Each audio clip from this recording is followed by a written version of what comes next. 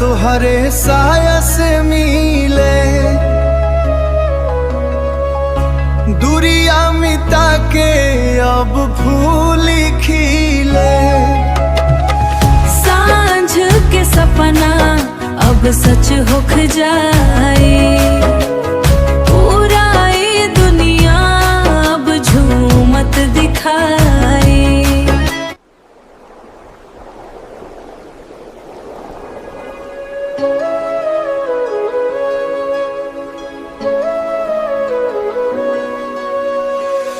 रात के साया दीवाल पे नाचे, मन के अगनिया रोजे हमी काते। जनवा भी आज बा रंगवा उगले ले, धड़कन हमर तोहरे राह टकेले। आवा हो मिटवा अब देर ना करा, छंदी के मनवा में छापा अब फेर ना करा। आवा हो मिटवा हो मिटवा हो मिटवा हो मिटवा। नगर के चमक अब फीका पड़त बा, सन्नता हमें तोहरे याद दिलावत बा।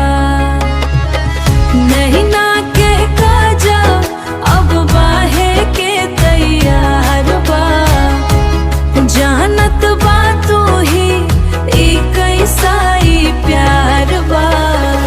आवा हो मिटवा अब देर ना करा, छंदी के मनवा में छापा अब फेर ना करा। आवा हो मिटवा हो मिटवा हो मिटवा हो मिटवा। हमार साया तुहरे साया से मिले, दूरिया मिटा के अब फूल खिले। सांझ के सपना अब सच होख जाए, पूरा ये दुनिया अब झूमत दिखाए। धड़कन बहावत बा, सांसें रुखावत बा, अब ना रुकी है, अब ना रुकी है, अब ना रुकी है, अब ना डगे।